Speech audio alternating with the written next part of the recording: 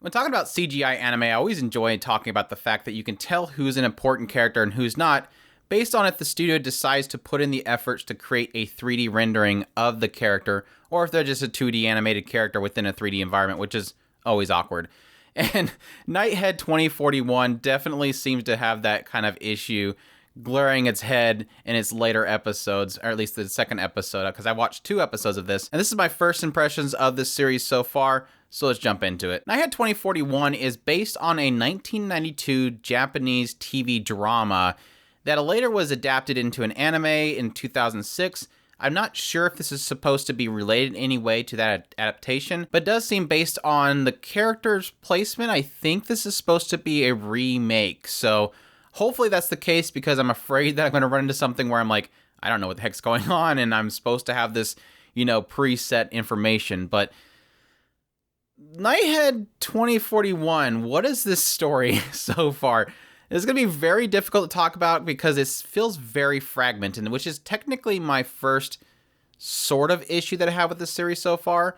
But essentially, most of it's taking place in 2041 after World War III, and it seems as if society has deemed anything to doing with supernatural or the belief in religions or anything that cannot be physically observed is illegal. So if you are religious, if you talk about Buddha, if you have, they even have this one point, somebody is reading an Akira manga, like literally he has the 3rd volume in his hands, and they're talking about, hey, you need to get rid of that, otherwise this organization is going to come and take you away. It's literally illegal. They have burning of books from libraries to get rid of anything that has some side of supernatural. And it seems like half of this story is following 2 guys that are part of the SWE, which is the Special Weapons Enforcement Group.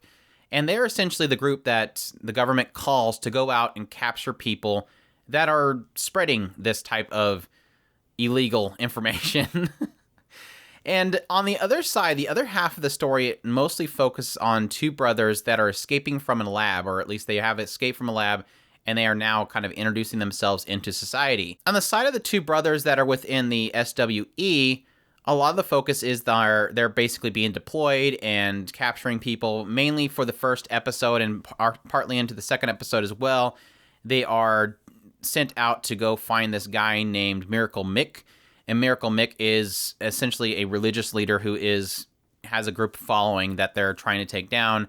And the first time they try to capture him, they are confronted by a mysterious girl. This girl's just standing there. She's in like a school outfit, and she's just standing there, and she doesn't say anything, and then she disappears. But nothing from any of the radars and the footage that was captured of that scene seen this girl. Even the 2 others that show up momentarily later, they don't see this girl. Only these 2 brothers see her. And it kind of insinuates the idea of why they were able to see her is because they are kind of showing signs of being psychics, which are these supernatural abilities that nobody is supposed to believe exists.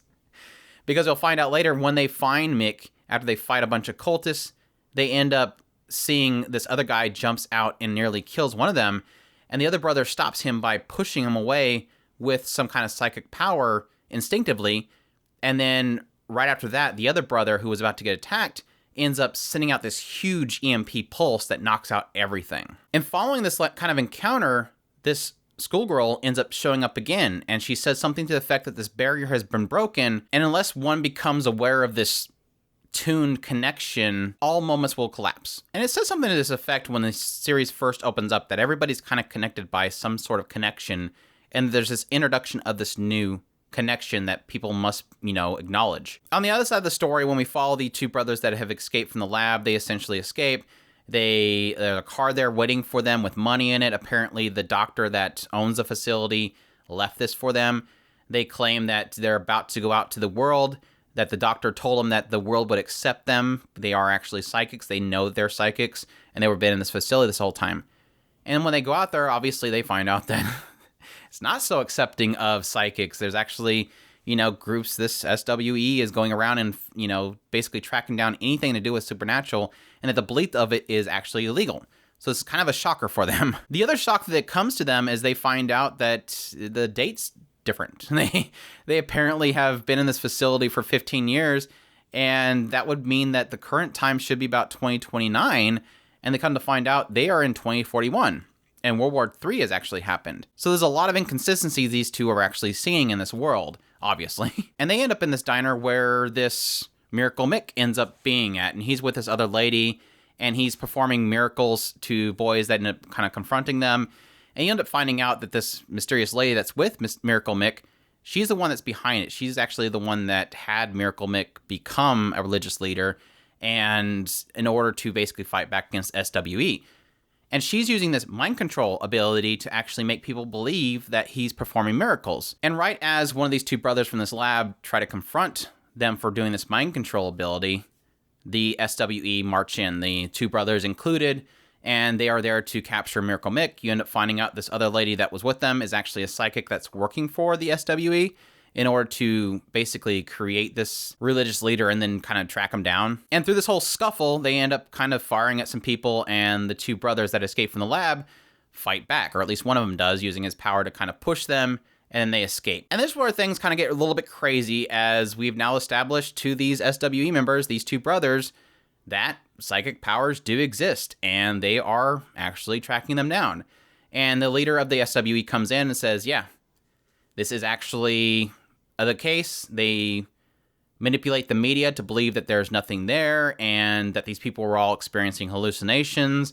And by the way, we want each one of you members to become psychics so you can use your powers to fight psychics and to keep them under wraps so the society never learns about them. There will be no societal chaos. And of course, that's when we find out the other lady has the mind control ability, and she makes everybody believe that they've been impaled, which was a little bit crazy. And then, of course, we cut back to the two brothers from the lab, and they are escaping with this one girl that was in the diner. Apparently, she was at Hideaway. She's actually a psychic, too. And the brothers are a little bit upset that their kind are being basically hunted down. This isn't right. So the complicated thing about the storyline so far is that at several points during this, we get several cutbacks. One main one being back to 2023. And this is apparently the year in which World War III began. It looks like everything is in chaos. They come to pick up this schoolgirl out in the middle of nowhere and take her back to the lab. Not quite sure what they're doing with her at that point, but one individual in that whole scene was the guy that actually runs this lab that the two escapees are from. And it does seem like she being able to kind of communicate with the individuals in 2041 does indicate either that she can time travel or that she's somehow very important and she's always been around. So the time periods you have is 2014. This is when the two lab brothers were first taken to the facility because they had psychic powers and this doctor would take care of them. 2023 is which World War II began, and this girl was found in the middle of nowhere and brought to a lab.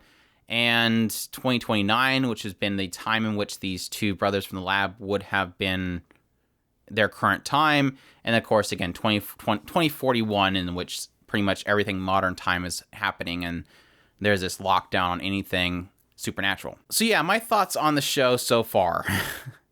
I'm liking this, and I think a lot of it has to do with this is a really good use of CGI. It looks really good. It does have a bit of detail in it, but it's not too much detail that the characters themselves don't fit. A lot of the shading and stuff is really well done here. This is the same studio that did Revisions. If anybody ever watched that, I did enjoy the CGI there as well. Again, as always, I would love these shows to always be in 2D, but I'm not going to discount a show entirely just because it is CGI.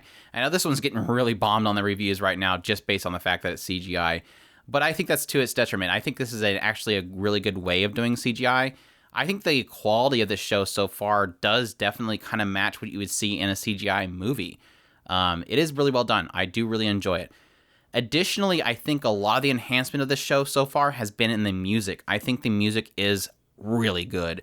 I think it matches the scenes perfectly.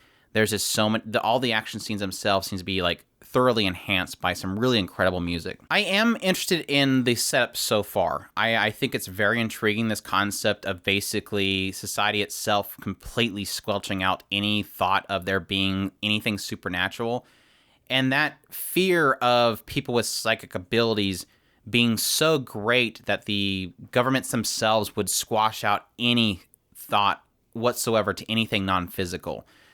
This is basically basically a thought experiment on the idea of how religious persecution and anybody dealing with anything of the supernatural as being almost something that would lead to something difficult. And I think based on the idea of them saying they want these members of the SWE to become psychics, does technically possibly imply the idea that anybody can become a psychic, and just the knowledge of, or the idea of supernatural could lead somebody to having these psychic abilities.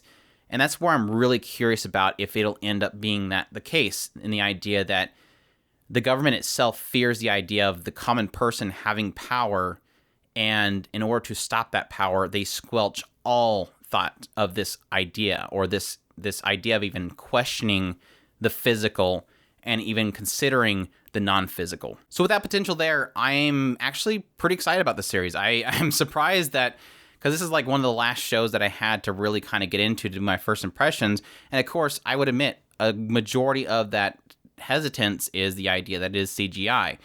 But I think that's to its detriment in thinking that, because I think this series does have a lot of potential, and it has all these kind of things in play that, again, it can go into some really cool, interesting ideas while being CGI with some really good action scenes. Its use of CGI is really well done.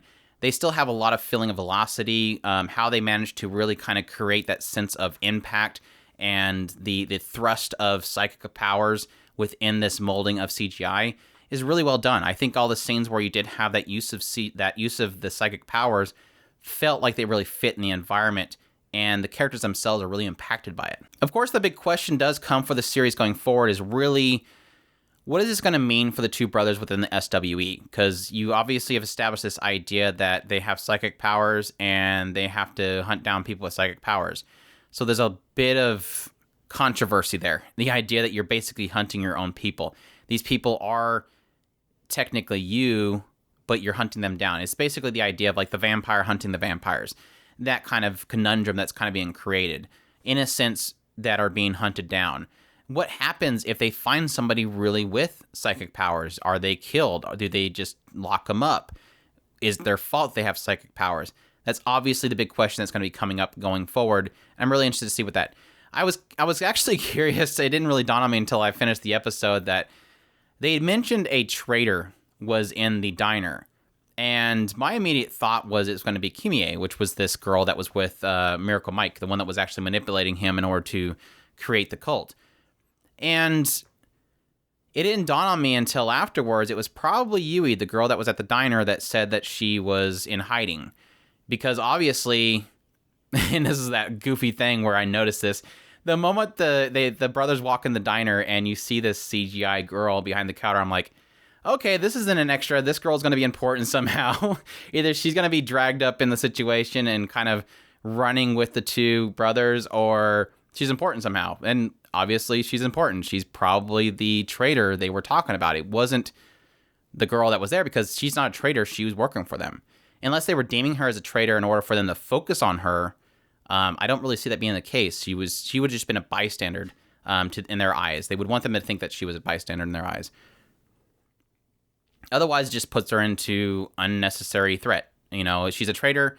If she does anything crazy, shoot her. That would be an unnecessary threat kind of put to her. So, yeah, I'll be curious to see what Yui is. Was she possibly a member of the SWE at some point? Was she working for them? What was her ability? Possibly she worked behind the scenes because her ability was for something specific that wasn't combat related. That's a possibility. But yeah, like I said, so far I'm interested in it. I think it's doing well. I'm fine with the CGI. I'm definitely going with it. It looks really good. Great music, great action scenes. The portrayal of the psychic powers looks really great. Everything's in line to be a decent little show there, and I'm really hoping that it really turns out something really good.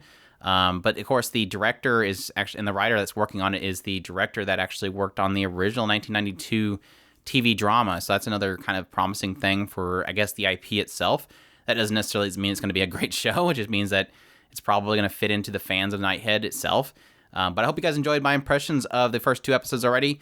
Definitely leave a comment down below. Let me know what you thought of these two episodes, and if you're going to be checking it out.